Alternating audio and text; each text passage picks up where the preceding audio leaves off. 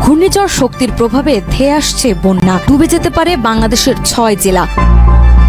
বঙ্গোপসাগরের সৃষ্ট নিম্নচাপের প্রভাবে দেশের বিভিন্ন এলাকায় থেমে থেমে বৃষ্টি হচ্ছে, ফলে নদ নদীর পানি বাড়ছে। এতে ফেনীসহ ৬টি জেলায় বন্যার আশঙ্কা দেখা দিয়েছে। ২৯ মে পানি উন্নয়ন বোর্ডের বন্যা পূর্বাভাস ও সতর্কীকরণ কেন্দ্র এক সংবাদ বিজ্ঞপ্তিতে এই তথ্য জানায়। বিজ্ঞপ্তিতে বলা হয়েছে, আগামী দুদিন চট্টগ্রামের গোমতী, মুহুরী ও ফেনী নদীর পানি সমতল বাড়তে পারে। এ সময় মুহুরী নদীর পানি সমতল বিপদসীমা অতিক্রমের সম্ভাবনা রয়েছে।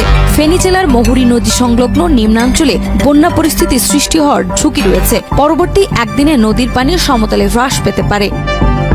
এছাড়াও সিলেট ও ময়মনসিংহ বিভাগের সারিগুয়াইন, জাদুকাঠা, মনু, ধলাই, খোয়াই ও সোমেশ্বর নদীর পানি সমতলে আগামী ৩ দিন বৃদ্ধি পেয়ে বিপদসীমা অতিক্রম করতে পারে। এ সময়ে সিলেট, সুনামগঞ্জ, মৌলভীবাজার, হবিগঞ্জ ও নেত্রকোনা জেলার নিম্নাঞ্চলে বন্যা পরিস্থিতি সৃষ্টি হওয়ার ঝুঁকি রয়েছে।